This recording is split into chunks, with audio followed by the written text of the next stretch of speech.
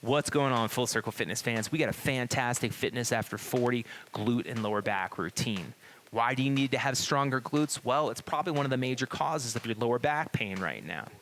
80% of us are going to experience lower back pain at some point in our lives. That's a huge number. So if you don't have a lower back pain now, let's prevent it from happening in the future.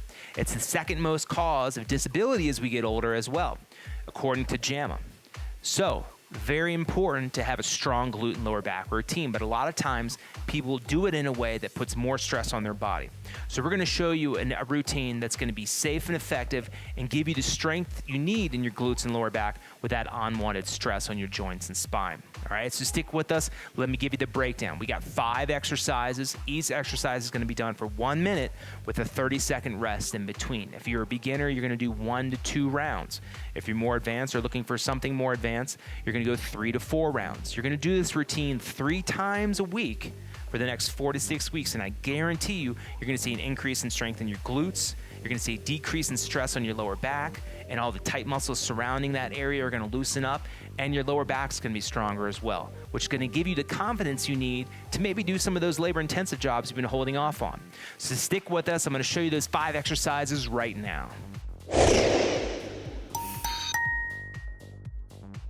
So what we're going to need for this routine, we're going to need a step, chair, or stool. You're going to need an ankle band or a hip circle band, and you're going to need a gym mat. So let's go ahead and get started into that first exercise.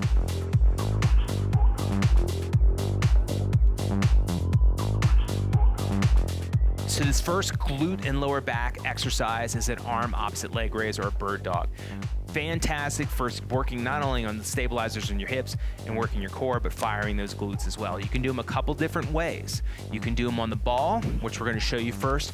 You can do them on your hands, or you can do them on your knees. So you have 3 different options here depending on your experience level. The easiest way and the least impact is going to be on the ball. All right. So you're raising one arm up, flexing that toe, squeezing that glute. And then as you switch and rotate to the other side, or switch to the other side, you're going to keep that toe flexed, raising that arm up to ear level and squeezing that glute.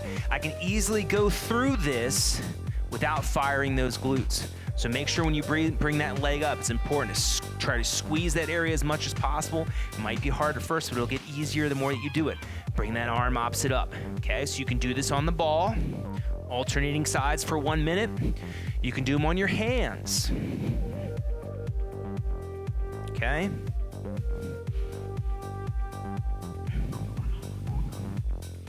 Keeping your core tight. Again, you must think about squeezing those glutes.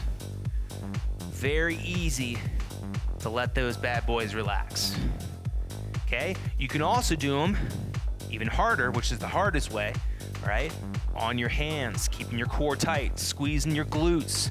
All right, you're gonna lift one arm up and then switch to the other side.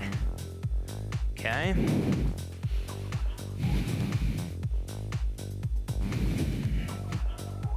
You just keep doing this for 1 minute.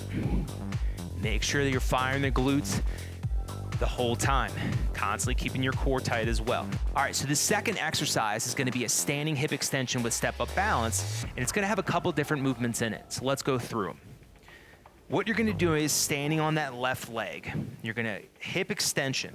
Anytime you do a hip extension, you want to make sure to have that bottom toe, the one you're raising up, flexed up, dorsal flexion. You're gonna bring it back and squeeze that glute. Too many times people swing it back and hyperextend their lower back too much. So if you're already having pain, it's probably not gonna be a good thing to do that.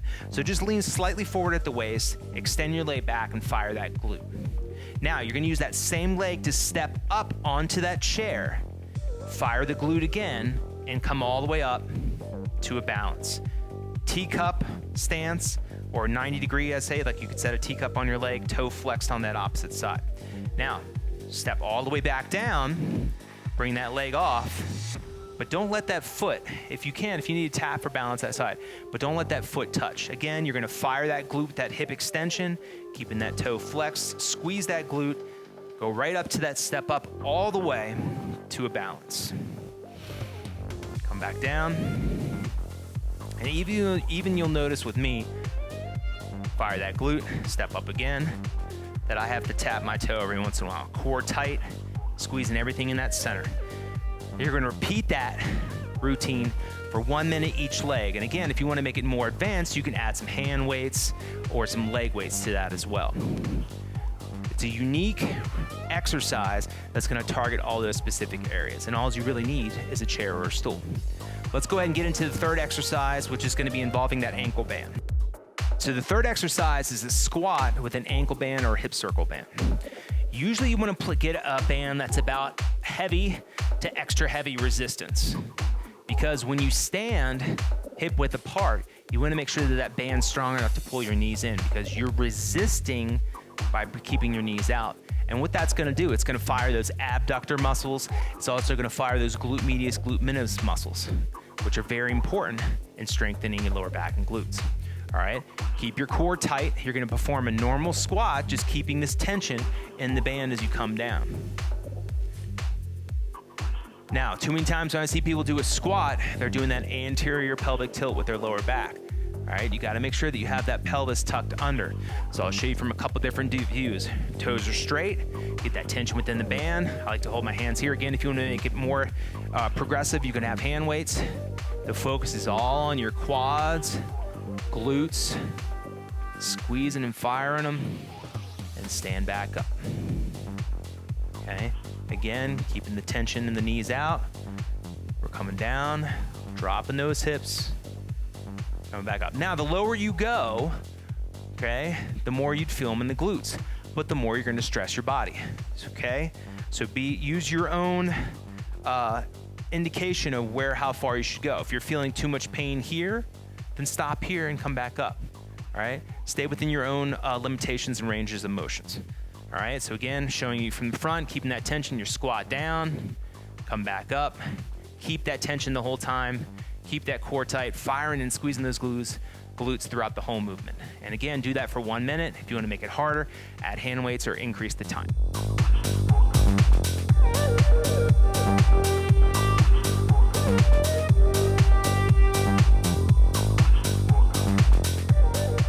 This fourth exercise in our glute routine is going to be involving the bench. Now, if you don't have a bench, you could do it on the floor, so I'll show you both ways. But basically what we're doing is a single leg hip extension with a circle. All right, so what you're going to do is you're going to put your hands on the bench, you're going to raise your leg up. Okay, this is that hip extension. Then what you're doing is making a huge circle, okay? And you can go both directions. You can make a circle this way, you can make a circle that way, and then you bring your knee in. So extend your hip out, keeping that toe flexed. You're gonna make a huge, slow circle out, and then a huge, slow circle back in. Bring that knee in. I'll show you 2 more times. So bring it out, firing that glute. Make sure you're not leaning like this on the bench. Stay nice and upright, core tight. Okay, squeezing the glute, make a huge circle up and around, and then a huge circle back. Bring the knee in. If you want to burn that leg out quicker, you don't even have to bring the leg in and out. You just keep the leg out and do the circles. And let me show you that on the ground. I'll show you from a different angle. Okay, so bringing the leg up, okay, and bringing it out a little bit. That's where you get the advantage of the bench on that angle. You want to make sure it's abducted out just a little bit. You're going to make a circle, and then you're going to make a circle the other way, and then bring your knee in. Okay, so again, extending that hip out at a little bit of an angle. You're gonna circle, and then circle, bring it in. All right, it's a great way to target all different areas of your glutes. You even hit your lower back as well, and some hamstring firing there too. So let's go on to that last and final exercise right now. All right, so our last exercise in this routine is gonna be a ball bridge. You can do this with or without weights, depending on if you wanna make it exercise harder or not. The reason I like doing the bridge on the ball is it really helps activate all those weak stabilizer muscles, not only in your hips, but in your glutes too. When you're doing bridges on the floor, sometimes you can do a bridge without even using your glutes. You just feel it a lot in your hamstrings and lower back. But if you do it slow enough on the ball, it really fires those glutes. So we're gonna start with our toes up and our soles of our feet on the ball. Knees, make sure they're not coming in or too far out. Watch our other videos. We do go through some different variations of bridges, but today we're gonna be sticking just with the soles of your feet on the ball, toes up, and hands down. Now we're gonna bridge up as high as we can. And right there is where we wanna pause for 2 seconds and squeeze those glutes.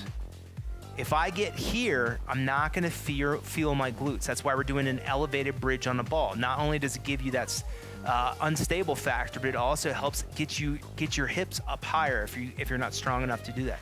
Because here is where I feel the firing of the glutes, not here.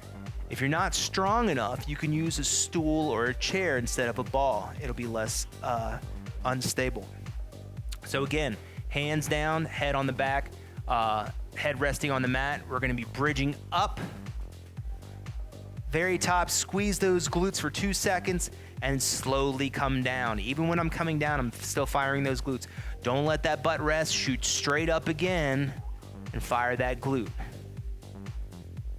Keeping your core tight and keeping the soles of your feet on the ball. That ball is gonna wanna roll out, so you're keeping that flexion with it coming in.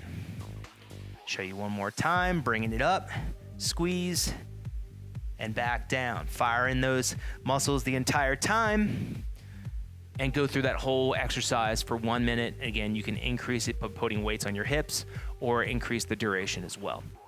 So there you have it. There's our glute and lower back routine for our Fitness After 40 crowd. Do this, like we said, for 4 to 6 weeks and you're guaranteed to see a decrease in your lower back pain and stiffness and some increase in your glute strength, which is very important, like we mentioned earlier, as you get older.